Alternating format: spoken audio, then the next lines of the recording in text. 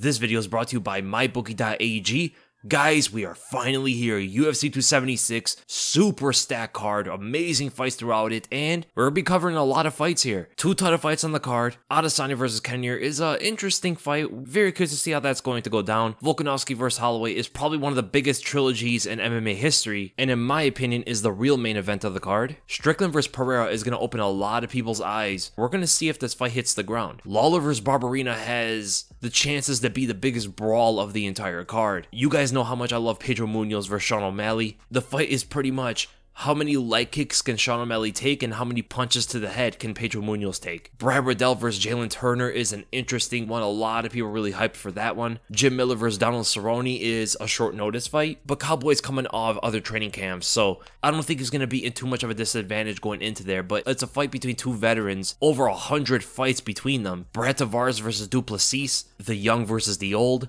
And Uriah Hall versus Muniz, a fight between the opposites. And Muniz is someone that a lot of people are looking forward to see what he could do in the future of this division. But I will have to say that the prospect of the night has to go to Dricus Duplessis. He's one of the few fighters on the card that's never been ranked. He's a very exciting fighter to watch and just makes things happen even losing the fight. He's always in there, man. The fighters of the night are coming from the Oceania region. Israel Adesanya and Alexander Volkanovski both are the champions on the card, the main attractions of the card, more specifically Adesanya, but they're both very dominant champions looking to break history. I mean, these two guys are rising to become the greatest middleweight and featherweight of all time. They're not there yet, but they're on a very good path. The banger of the night, the most exciting, barn-burning fight, is probably going to go to Robbie Lawler versus Bryan Barberena. If Lawler doesn't stay in a defensive shell, there's no way any other fight is going to be more exciting than this one. Bryan Barberena brings it, stays in the pocket, and that's the kind of fight that Lawler likes. So that one's going to be explosive. The fight of the night, the best, most technical fight is the co-main event.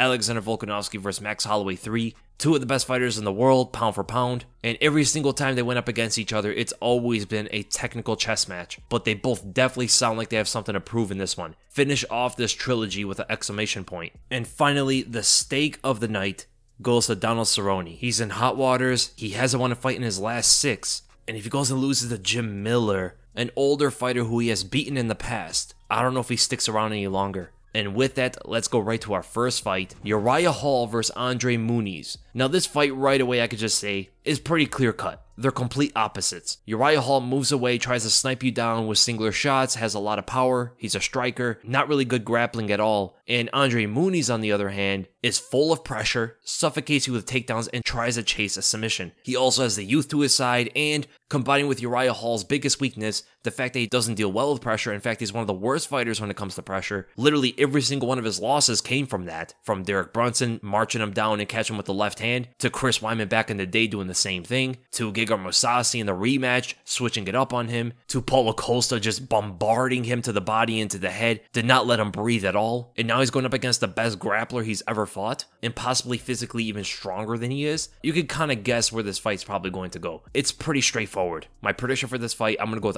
Muniz. I'm going to go by a second round submission, possibly even first round. I'm going to be a little bit generous on Uriah Hall's side here. Uriah Hall can win the fight if Prime Time wakes up. There's a few fights in his career where out of nowhere he explodes and finds a finish. He is super athletic, super dangerous, and very unpredictable. At an older age, though, you're not seeing too many of that. One of the worst showcasings was when he fought Anderson Silva, right? It was a kind of fight that there were so many opportunities for him to hurt Silva, but never even pulled the trigger. And even against Sean Strickland in his last fight, didn't really do much in the whole thing and just got jabbed to a decision. And then we go to Jim Miller versus Donald Cerrone, a fight of the vets, and I can't wait for this one, man. I am a big fan of both guys. I've been watching them for so long. They've done so much in the sport, and crazy because they fought each other in the past. People don't remember that. Back when they were both kind of in their prime, and Donald Cerrone knocked him out with a head kick. And interesting enough, Jim Miller is the favorite in the rematch. I think people are looking a lot at the Alex Morono loss, Conor McGregor loss, just seeing him getting hurt in the welterweight division. And even though this fight is also at welterweight, Miller is not a welterweight at all. He's actually not even a big lightweight. I would actually have to say he's a smaller lightweight. So Cerrone's definitely going to have the size advantage and the experience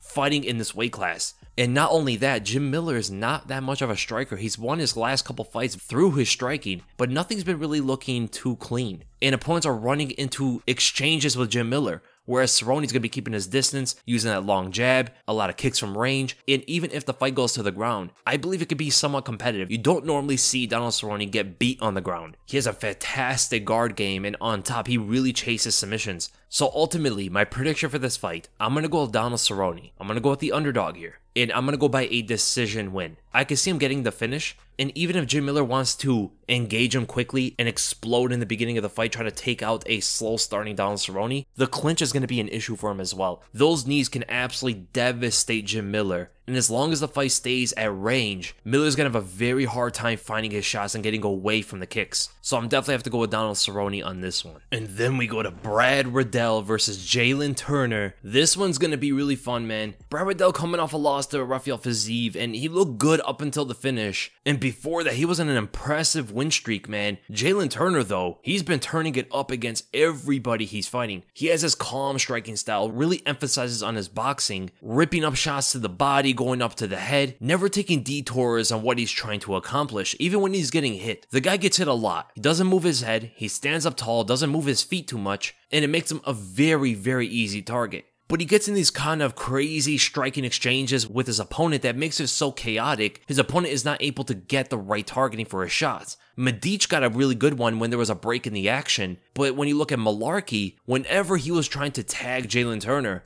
Turner was striking at the same time, and just a bunch of mix-ups on the feet was going on, and it became so crazy. But because Turner was a lot more composed and a lot more calm in the situation, he was able to get out on top. But Brad Riddell is a similar kind of guy. He doesn't really get too reckless. He doesn't lose focus on what he's trying to do either. So I could definitely see these two guys being very calm, even if it gets kind of crazy out there. And ultimately, I do think that favors Brad Riddell for the fact that Turner just doesn't move his head and he stands up too tall. And also Riddell throws out a lot of feints, and that might set up for his right hand. His leg kick's going to be a method of feeling out the fight, just seeing what Turner is trying to do and also measure a little bit of distance. Whereas Turner really just throws power shots most of the time. Big wide left hooks, rips up left uppercuts to the body. The jabs are very powerful as well. And if Riddell keeps that low activity, low amount of output, he might be overwhelmed eventually. So keeping up with Jalin Turner's output, or at least not allowing Turner to control the pace of the fight, is going to give him a much bigger chance of winning this one. But striking skill to striking skill, I definitely do favor Brad Riddell. The interesting thing here though is,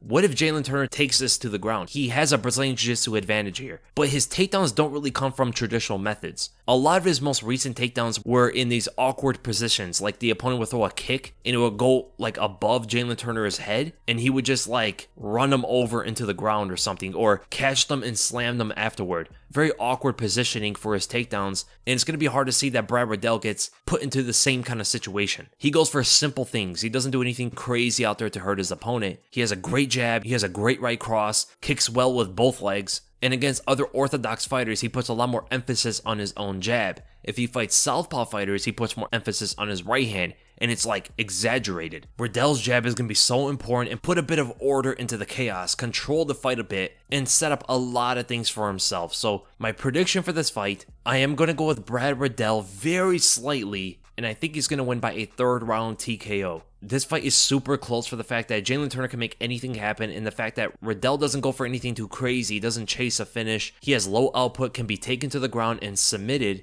It does give a big chance for Jalin Turner to take control of the pace of the fight, find big shots, get the fight to the ground, and submit him. So even though I am picking Brad Riddell, Jalin Turner can absolutely win this. And then we go to the main card. Pedro Munhoz versus Sean O'Malley. The old versus the young. And they are on different trajectories in their career. Pedro's been going down in the rankings, Sean O'Malley has been going up. Pedro is 1-4 in his last 5 fights, some of them very close for sure, and O'Malley is 3-1 in his last 4 fights, all finishes. And that's the key here. O'Malley's a finisher, he chases it, he goes for it every single round, and Pedro Munhoz is one of the hardest guys to finish in the whole bantamweight division. He's fought everybody, and no one was able to finish him. The guy has a titanium head and he has never been dropped. Fighters going up against Pedro Munhoz should have the expectation this guy's going to take a lot of shots. And hopefully Sean O'Malley's thinking the same thing. He did say in the press conference that he is going to look for a knockout, but he knows that the fight could go to a decision. On the other hand though,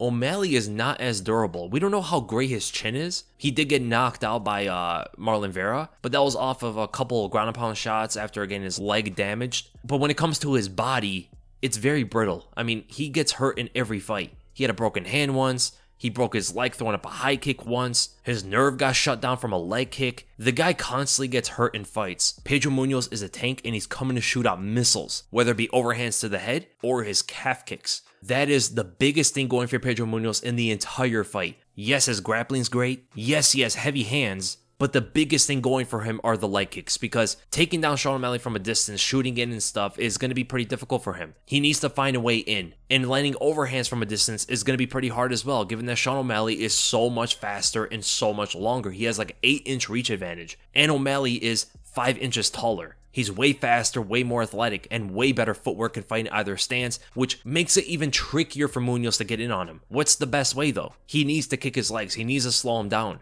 If he takes punishment in the first 2 rounds, but slows down Sean O'Malley with a bunch of leg kicks, he can get him in the third, 100%. So even if Munhoz is down 2 rounds, he's still live in the fight as long as he put together leg kicks or O'Malley gets tired. From there, he might be able to get a double leg or even a single leg, drag him to the ground and go in for the guillotine, go and get the back. Or he could just land some big overhand in an exchange that O'Malley just doesn't have the speed to exit away from in time. Early on, for sure, O'Malley is a massive favorite. Like, first round, even second round, it's hard to see Munhoz do anything too successful to Sean O'Malley unless O'Malley makes one big mistake or like a few leg kicks damage O'Malley so badly that he's already compromised in the first round, and that's pretty much it.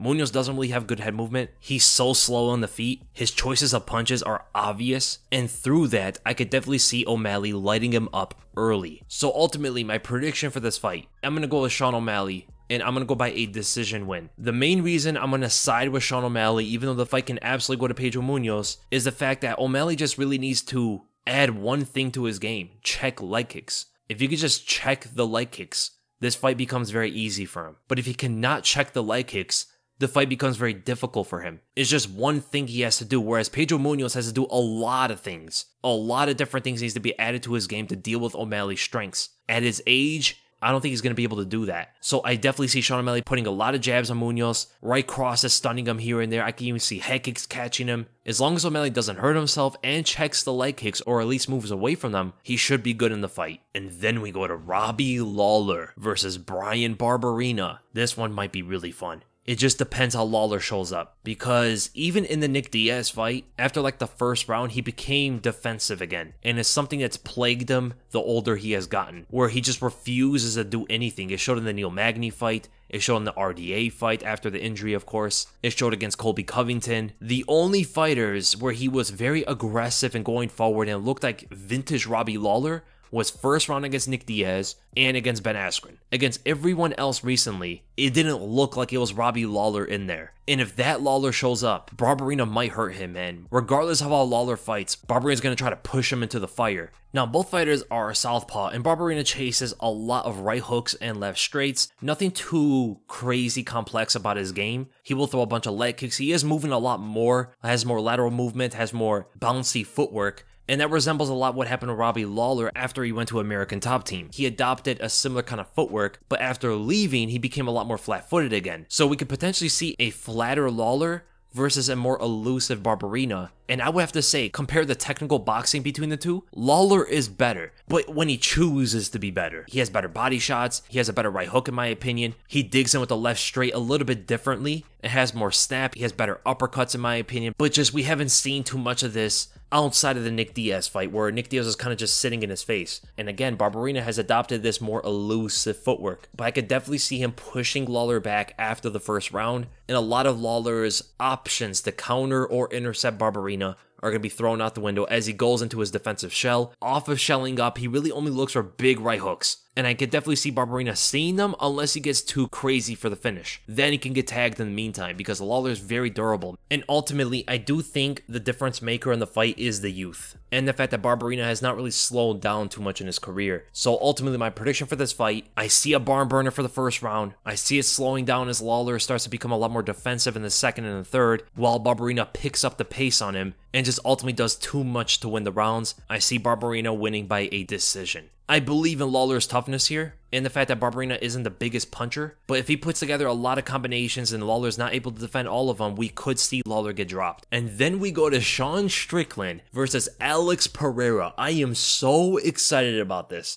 It's one of those rare Yuri Prochazka occasions, but Alex Pereira does not have much MMA experience. He only has 6 professional fights, but he has a load of fights over there in kickboxing, one of the greatest kickboxers of all time. And he's still not old. He can make it happen, and that's why they're jumping him up so quickly to fight the number 5 guy in the rankings. And good thing for Alex Pereira, he can't understand what Sean Strickland says to him. So maybe the mind games that Strickland likes to play with his opponents will not work on Pereira. So not speaking English might be able to favor him, unless he can understand it. I don't know how much English he can understand. Now here's what we got to talk about. The striking difference between the two is so vast. Strickland has a good jab, decent defense, good Philly shell for MMA, pulls on punches well. He spars so much. You could definitely see the benefits of it when punches get thrown at him. It's hard to ever hit this guy clean. He's so used to defending punches and sparring, finding all different opponents. You can see how well it built his defense. But I guarantee he's never fought or even sparred with someone like Alex Pereira before. This guy has different level of power. His left hook is one of the most powerful left hooks I have ever seen in my entire life across all combat sports.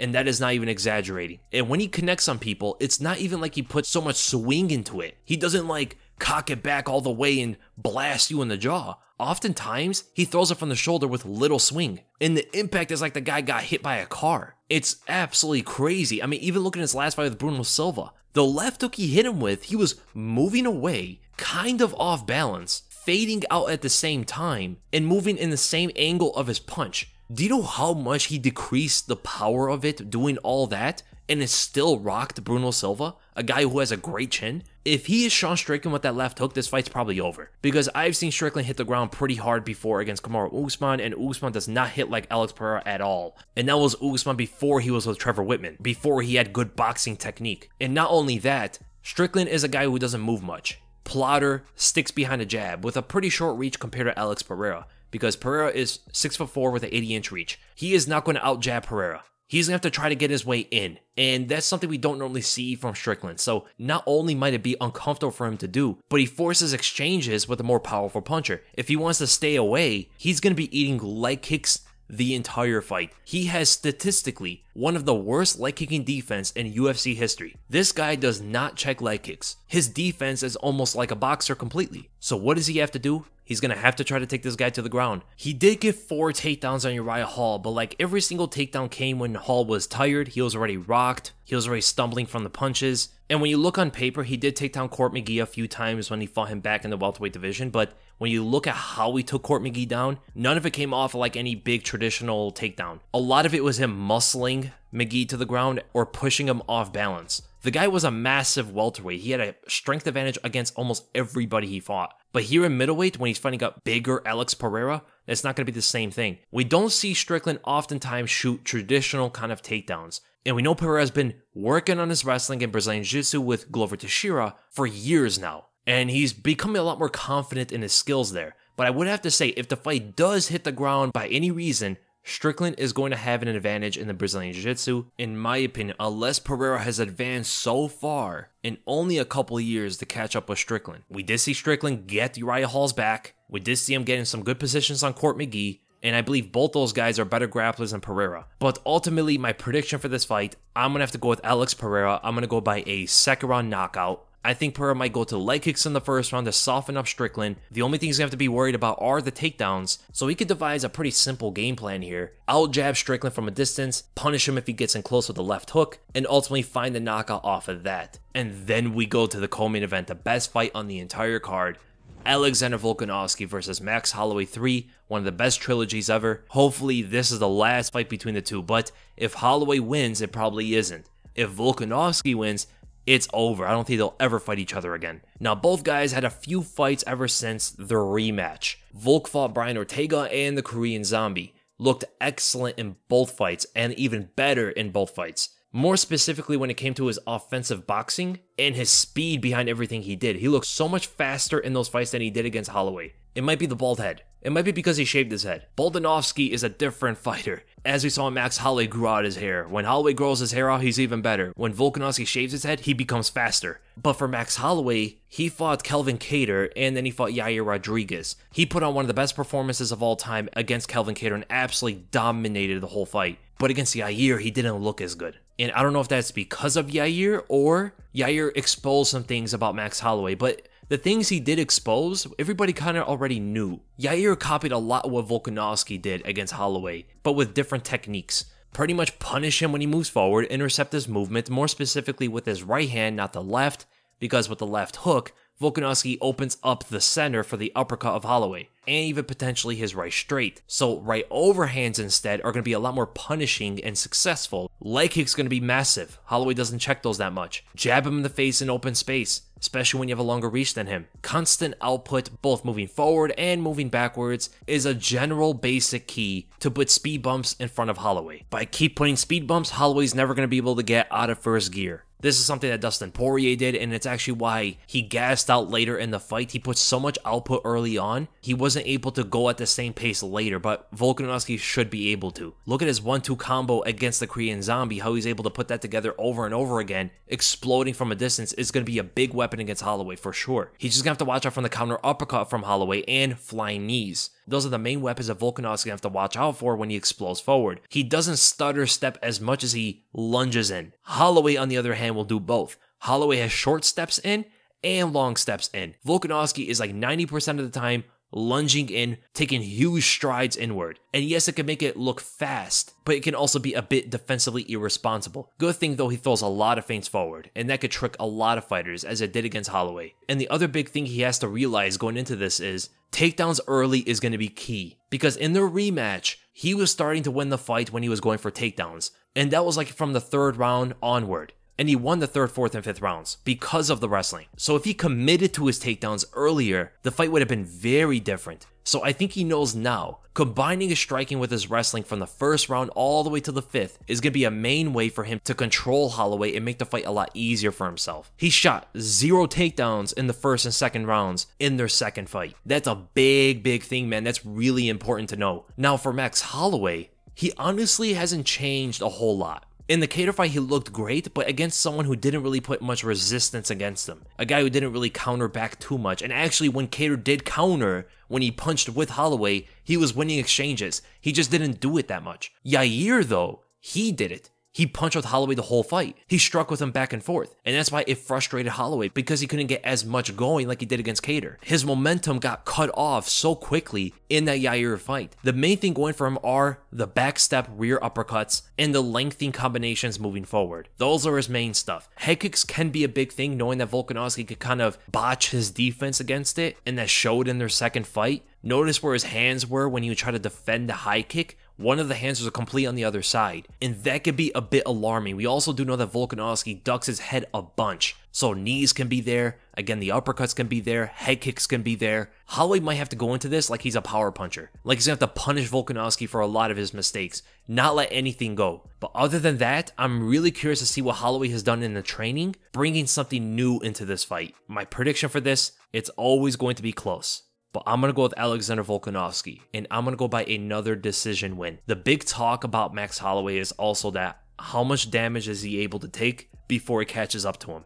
Volk is not taking nearly the same kind of damage. Holloway is like statistically the most hit fighter in UFC history, and he's getting hit by some big shots by some powerful guys. There is no fighter that can just last and just keep taking hits forever. If Volkanovski starts blitzing him with those 1-2 combos like he did against Korean Zombie, who also has a granite chin, by the way, Holloway eventually is going to get hurt. Holloway might not be able to take a bunch of those shots for 5 rounds. If he does, it's crazy that he's able to last this long getting hit so much. But ultimately, I'm going to have to ride with Volkanovski in this one and end this trilogy 3-0, as he says, the three-peat. And then we go to the main event. Israel Adesanya versus Jared Cannonier. Fans are not as excited about this one. Everybody's already predicting Adesanya to jab his way to a decision, and Cannonier can never get his way in to land his shots. That honestly seems like the most likely way this fight goes down. And if Adesanya takes risks, like, this is the wrong guy to do that to. Those performances he put against, like, Marvin Vettori and Robert Whittaker the second time, not risking too much. Cannonier is the guy to do that to, not Whittaker and Marvin Vettori. Cannonier is the guy you want to be safe against. So, like, those more boring performances he put on in the past, he should have reserved that for this fight. This is a fight he does not want to risk anything, because Cannonier has insane amount of power. Heavyweight power that he carried to the middleweight division. One of the few guys I've ever seen able to do that. Drag power down weight classes. He's opportunistic in close range. He has damaging leg kicks. He has a deceptively long reach. He gets in Adesanya's face. Adesanya can be in some big trouble, but all of his weaknesses are from a distance. And Whittaker showed that. And Whittaker had a shorter reach than Cannonier, but he just did it behind his footwork. His footwork was so advanced compared to Cannonier that the reach didn't even matter. One big jab hurt Whittaker at one point, but other than that, Cannonier was whiffing everything. He was getting countered. He was getting pulled into traps. He was getting jabbed like crazy. Adesanya should be able to do a very similar kind of thing unless he risks it all. And if he does that, I could see Cannonier winning the fight. But if he doesn't, if he plays as smart, jabs, leg kicks, long counters the way Derek Brunson was able to drop Cannonier, oblique kicks to the leg are going to be great for Adesanya, taking a page out of John Jones' book, and ultimately being a trapper in the fight, setting traps all over the place and allowing Cannonier to run into them. That's Adesanya's game to win this. So ultimately, my prediction for this fight, I'm going to go with Israel Adesanya, and I'm going to go by a 4th round TKO. Adesanya being a 5-1 favorite does seem pretty right. It doesn't mean that Cannonier has no chance of winning, but there's a major chance that Adesanya beats him. I think it should be a little bit closer, but the most likely scenario is that Adesanya dominates the majority of the fight. I did pick a lot of underdogs, I just realized, and a bunch of the big favorites on the card should not be as big as they are. And this is a great card to go to mybookie.ag with. The lines are shining with opportunity right now. I mean, starting it off, Jessica Ai is almost a 3-1 underdog against Maycee Barber. That's pretty insane. Maycee Barber is a younger fighter and way more dangerous, but Jessica Ai is a veteran in the game, and we saw before what happened with Barber when she fights another veteran who will cause her to make mistakes and capitalize, maybe not finish Barber, but make things very difficult for her. Jessica Ai has fought everybody. So even if Barber is to win, a -300 is pretty crazy in my opinion. And going down the list, I picked Donald Cerrone, a pretty big underdog against Jim Miller. It wouldn't shock me that Jim Miller would win, but I am riding Cerrone on that one. Brad Riddell's an underdog against Jalin Turner. Bryan Barberena is a very slight underdog against Robbie Lawler. I do think that Barberena should be the favorite and a bit bigger than what Robbie is. Alex Pereira is a little bit of an underdog against Sean Strickland. This one is a little bit more of a risky pick, considering that, if Strickland gets him to the ground, this fight is not going to go well for Pereira. But as long as it stays on the feet, he should be able to dominate. So it can go either way. Do you think Strickland's going to take it to the ground? And if he doesn't, Pereira's most likely going to win the fight. And even though I picked O'Malley to win, he should not be a -300 in my opinion. The fact that Pedro Munhoz just has calf kicks alone and being durable with a ton of experience gives him way more of a chance than being a +240. It would be pretty wild though if O'Malley just sleeps him. So as you can see, a ton of great odds on the card, a ton of big underdogs that probably should not be underdogs. Maybe smart to put something on these guys, but the big favorites like Adesanya is almost like a lock-in. Pereira might be a good one as well, but again, that one is a little bit risky. And on mybookie.ag, they also have parlays. Just match up fighters that you think are going to win